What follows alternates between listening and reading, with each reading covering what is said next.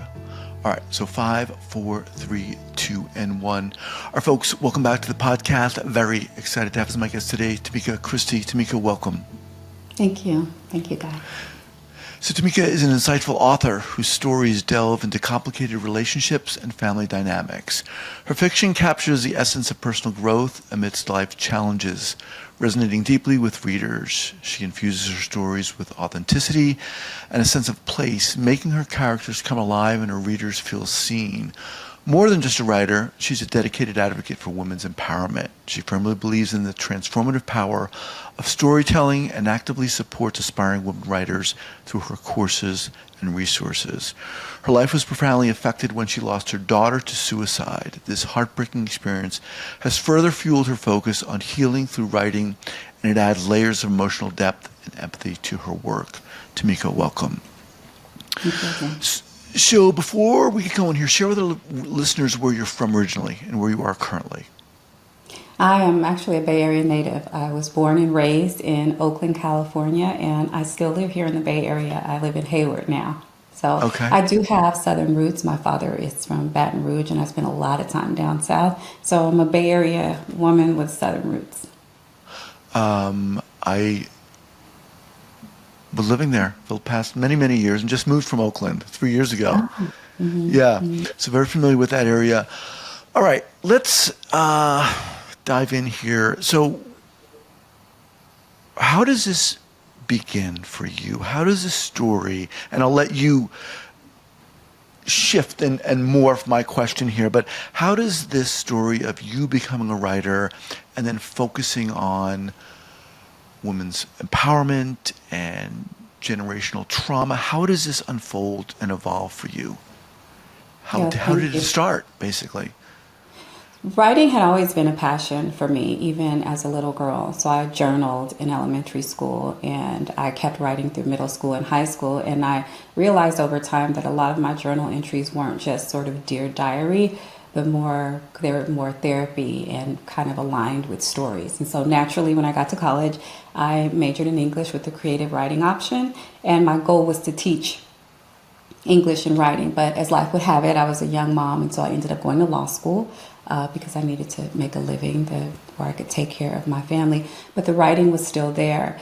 And so somewhere as a young mother, I lost my mom and all of her siblings. And so on that particular side of the family, I ended up becoming sort of this de facto matriarch in my early 30s. And so if you could imagine that, the chaos and trauma and the dysfunction and things that were going on, there were a lot of life lessons, and it taught me a lot about who I was as a relative, a mom, a cousin, a friend. And so my story started to become aligned with some of the situations and issues that I was actually dealing with. And then somewhere in there, I began therapy. And so I started writing my stories with these characters who were thrown into these chaotic situations, but figuring out how to get their way through it with being accountable, being honest with themselves, going through therapy, recognizing that some of the things that they are doing and experiencing are actually coming down and being passed down from generations, from their moms and aunts and uncles and different people in their families. And so as my writing and my stories evolved, I decided, like, I'm not a therapist, but I play one in my books because I take my characters through these real life situations that we all experience: alcoholism, drug abuse, mental illness, divorce, a lot of these issues that we all experience, and I pull them through them. So that's how I morphed from just a fiction writer to being a therapist in my books. What was, you talked about losing your mom and her siblings, and obviously tragic and devastating. But more specifically, what was your impetus for seeking out therapy yourself?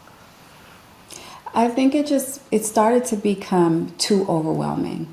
So dealing with the grief, and then also trying to be the person who is there for other people, and not having the answers for them or not having the answers for myself. And I think it was when I sank into depression and didn't realize that I was in depression that I figured I needed help.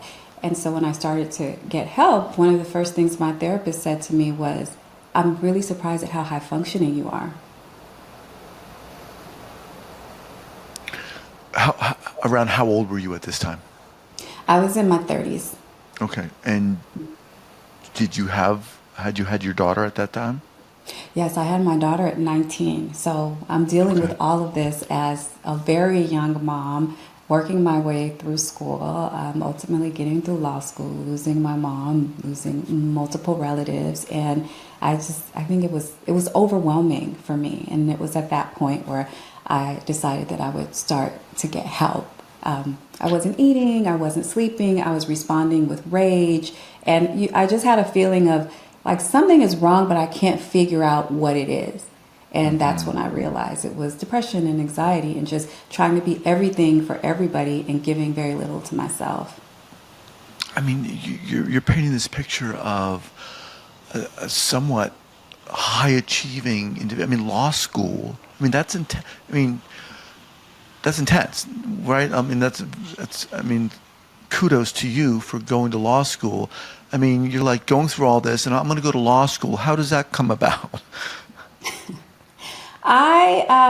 The first thing I want to say is when I became a mom, I had no plans on college. And I think having my daughter gave me direction. And I knew that I needed to provide and I wanted to provide something better.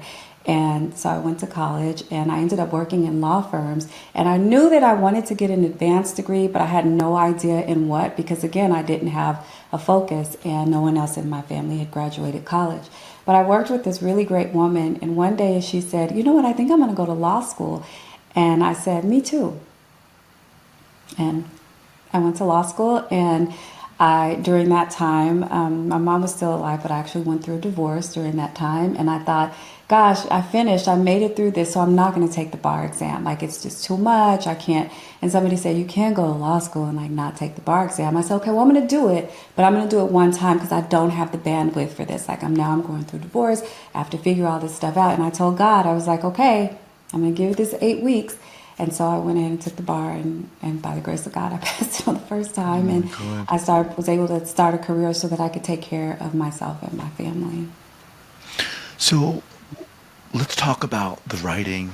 Let's how things unfold for you, and the loss of your daughter, and how does this impact your writing? Take us through that if you can, and I wrote obviously it. to the degree that you feel comfortable. I don't want to, obviously pressure you into do something. So the writing, my first book I wrote before my mom passed away. And again, it was all about relationships. And ironically, in that first book, the protagonist lost her mom. And it was really emotional for me. So even though I finished the book, it took me years to actually pursue publication because it was so emotional for me. So the subsequent novels kind of hit along the same thing. I lost my daughter 3 years ago, and it was, again, a wall for me. But I found myself being able to write through some of my feelings. And I didn't deal with grief in that book because it was too emotional, but the writing was an escape for me. So it allowed me to get into these lives of these other people and these other families, like dive into their dysfunction and pull them out because, oh my God, their situation is so much worse. And that was an escape for me. So for my fourth book, which I'm working on now, I'm kind of digging more into grief, but it is still very painful. I mean, I can't imagine losing a child, and we're talking about suicide here. Mm. D- do you feel comfortable sharing what happened? She, Allegra, beautiful, graduated from college in 2014. She attended the University of Miami. And that first year when she graduated and came home, she was fine. She was traveling, she was working. And the next year, I noticed differences in her. And eventually, after a lot of intervention, a lot of like personal diagnosis of her being entitled, spoiled, different things, she was diagnosed with depression and psychosis. And she was eventually medicated and she was regulated on medication after multiple years. It took a long time to get her settled. But she started working again, traveling again, living again. She was just fine. And one day she called me and said, "Mommy, my medication isn't working anymore." And a lot of doctor's appointments, a lot of follow-ups, and the same message was medication doesn't just stop working. Maybe we'll give her more, we'll change the prescription. And she just declined, and it was a rapid decline, whereas she had never been suicidal before she ended up taking her life in September of 2021. So it was a big surprise, because one of my issues with her was having her hospitalized because she was not consenting. But if she had been suicidal, I would have been able to get her put away. So it was really hard, and it still is. It's still really hard. Just want to remind everyone, I'm speaking with Tamika Christy, author. I have your books here. Anytime Soon. Never Too Soon. Never Too Soon. And the last one was Rue? Rue. Mm-hmm. Rue, okay.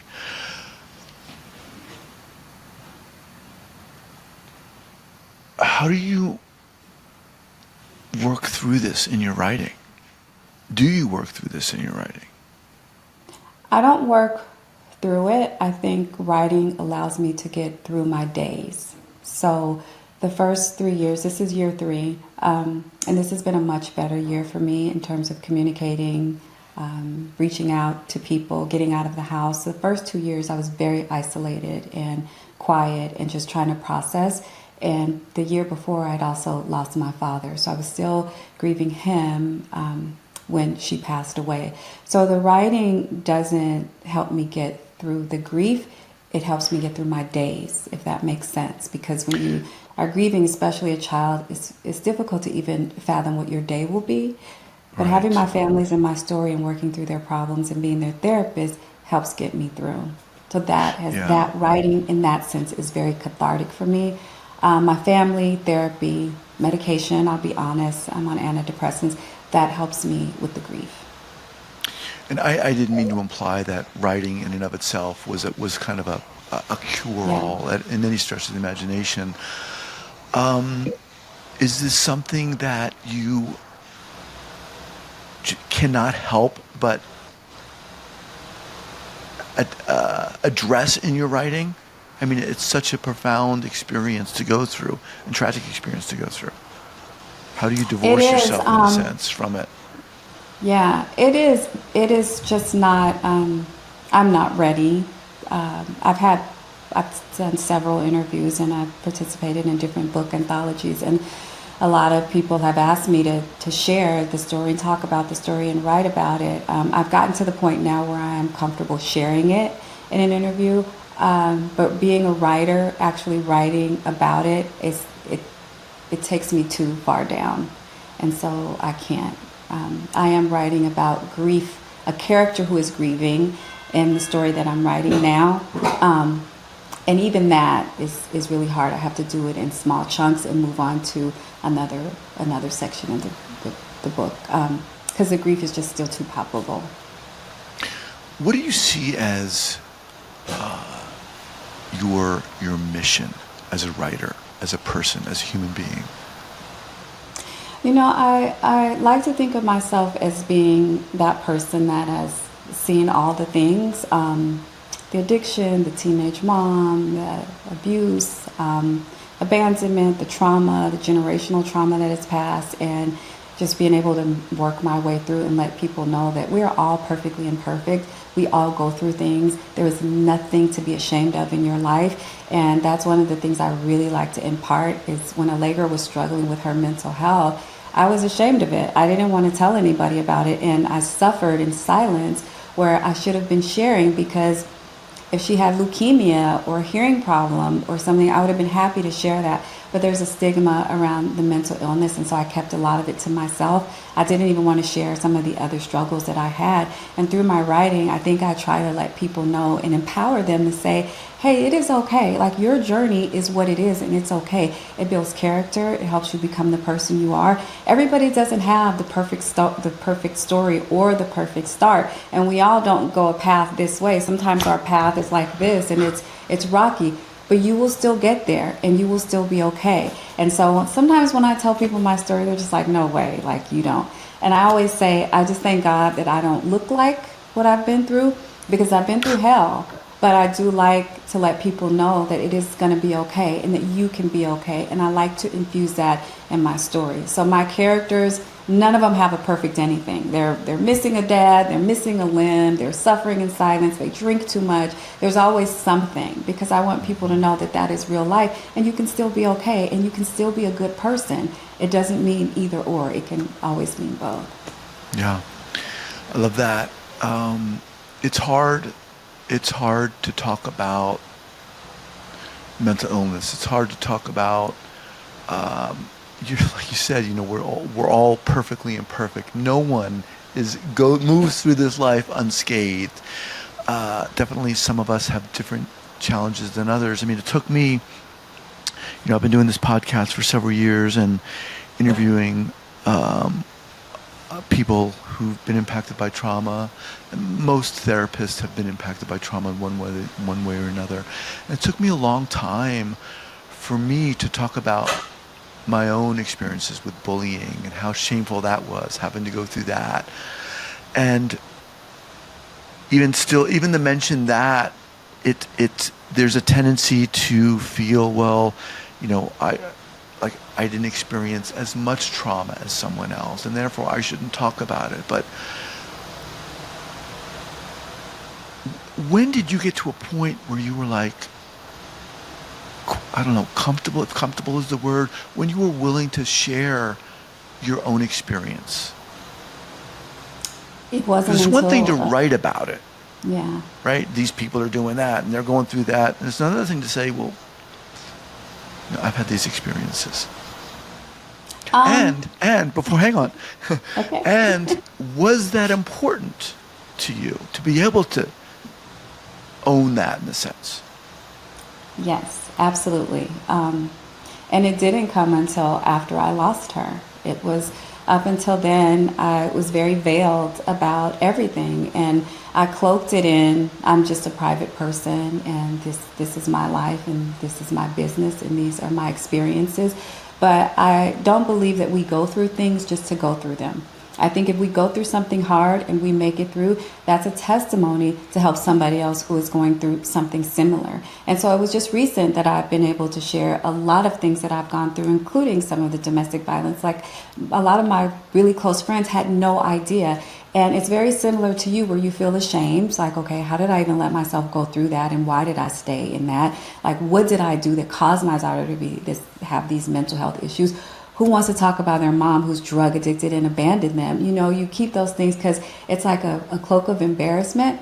But it's actually not. Like, it's not my fault. I was just born just like you, just like everybody else. But those were my experiences. But look at how I worked my way through. Look how I decided that I was going to accept them. And even though I didn't come out completely unscathed, even though I made a ton of awful decisions along the way, and I still will, I'm still a good person. I'm still a good mom. I'm still here. And every day gives me another opportunity to keep trying and keep going. So I'm no different from anybody else. I just have decided that I don't want to hide my story anymore. Was it the loss of your daughter that kind of broke the camel's back in a sense? Absolutely. It changed everything. It changed my career's perspective. It changed the things that I participated in, who I spent my time with, how I spent my time. In what way? Because you were like, what the is happening? Talk to me about that.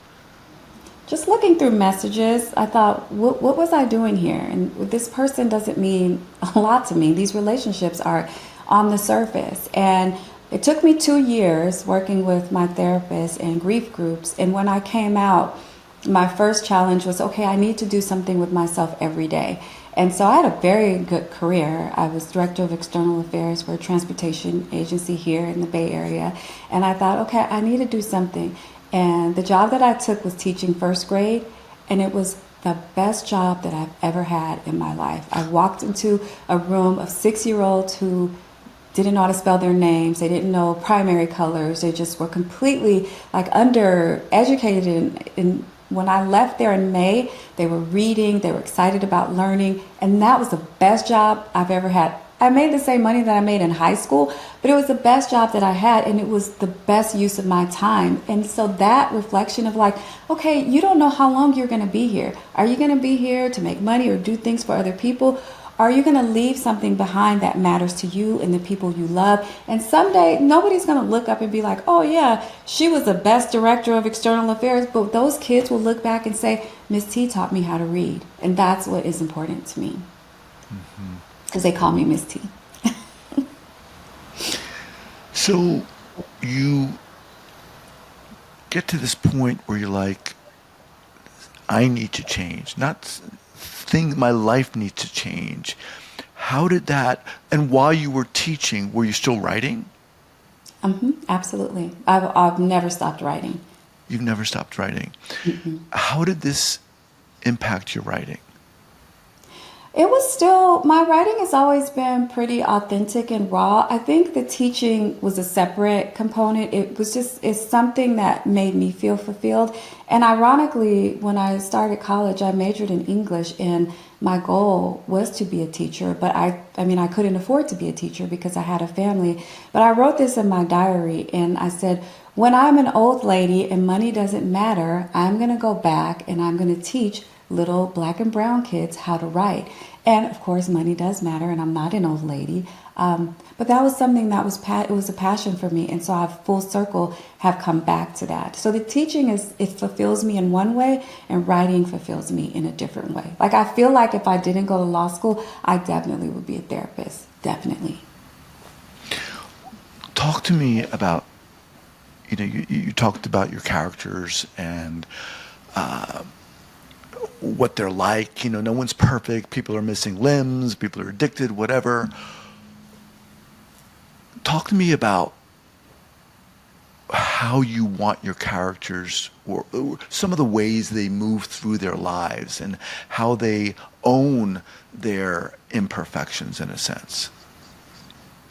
Most of my characters in the beginning, none of them own their imperfections, and that's how I want them. So they don't realize, actually in my last novel, Rue, there's one of the characters has a serious drinking problem. And so whenever one of her sisters or when somebody mentions it, it's don't worry about me, worry about your husband and what he's drinking. Don't worry about me, worry about what's happening over there. So there's this deflection that a lot of us have because it's really hard to hear something about yourself, especially when you're struggling with it.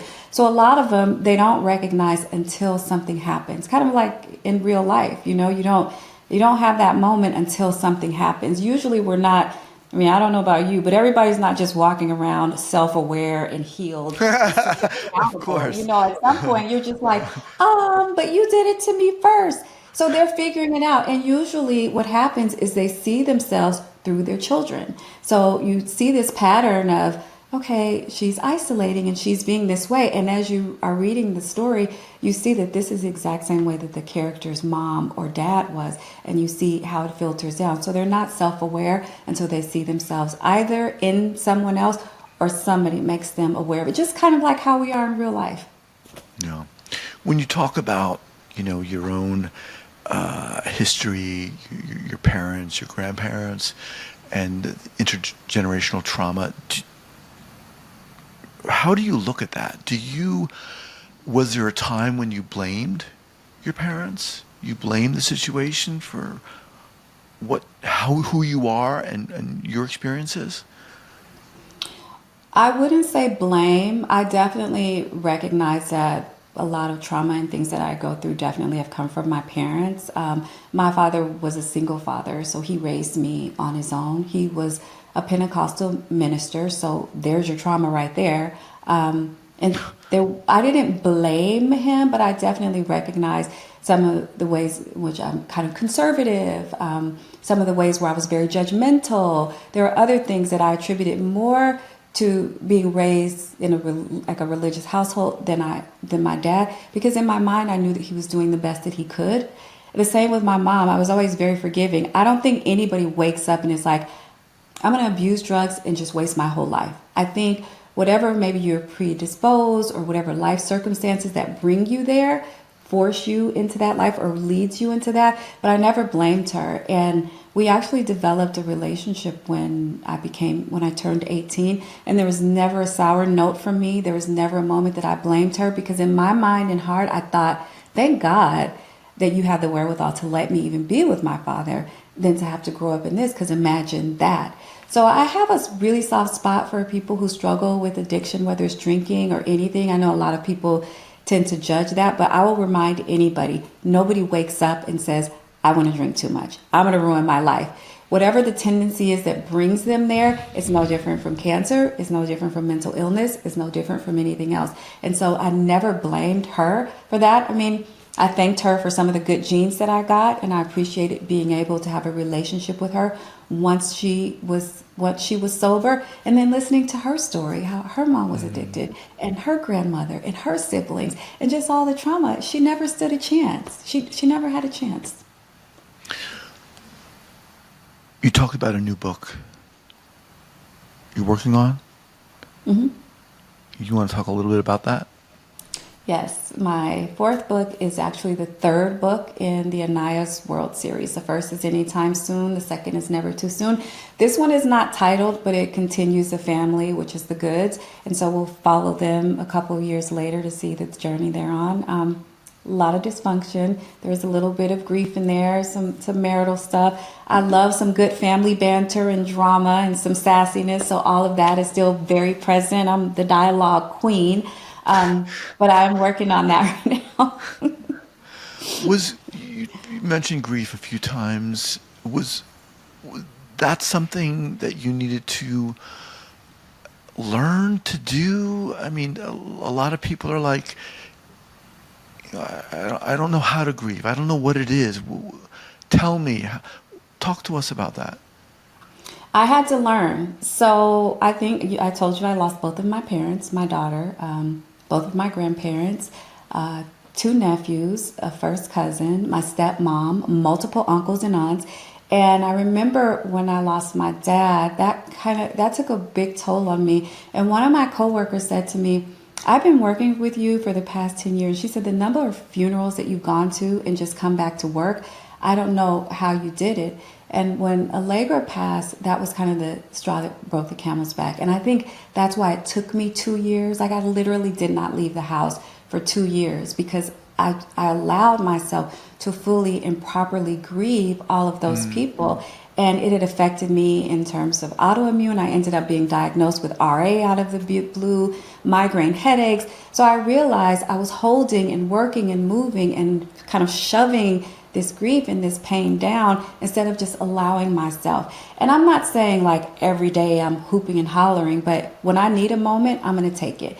When I have a hard day during the holidays, I'm going to post about it. If I say I'm missing my daughter today, I'm going to say it, and then I'm going to move on. So I recognize that there's room for grief. There's also room for life, and there's room to keep living and to keep growing and learning. And a lot of people don't know that. So it's either, okay, I'm over here and I'm wallowing, or I'm pretending like it never happened. You cannot pretend that these people were not in your life. You cannot pretend that they did not exist. You can't go through a week without calling their name. You can't even go through a week without seeing their picture pop up on your phone. So what are we doing in pretending? Acknowledge it, let yourself feel that, but still live and keep going and figure out ways to honor them and figure out ways to get your way through that grief and help somebody else who is going through it also.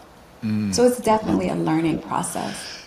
You know what? You seem to me like a kind of a beacon, like like a crystal.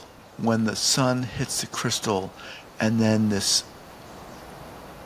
like spectrum of beautiful light comes from that, right? You seem to me like someone that has experienced a lot of stuff, and right, a lot of us experience stuff, but not everyone transforms those experiences into writing or messages. And that's what you seem like to me. Like you're on a, not, I don't want to say a mission, but you want to share everything that's come through you and speak it in a sense. Absolutely. And thank you for saying that. That was a very nice compliment. Thank you. Yeah, that's what I'm getting from you, and I think it's very powerful. Um, wow. All right, Tamika. Intense, very intense. Once again, my guest is Tamika Christy. What's the best way for people to reach you and learn more about what you're doing? You can find me on my website, tamikachristy.com. I'm also on Instagram at Our Rights Matter. It's OUR Rights Matter. I am on TikTok, but I think that may be a moot point. So you can find me on Instagram or my website. Okay, awesome. Yeah. Thank you again for being here. Love to have you back. Definitely. When's the book coming out? Oh my God, you don't ask a writer that. Okay. Next year. All right. Next year. Let me rephrase the question. Love to have you back whenever you want to come back. Appreciate it, and we'll be in touch. Thank you so much for having me. All right. Take care. Okay, bye-bye.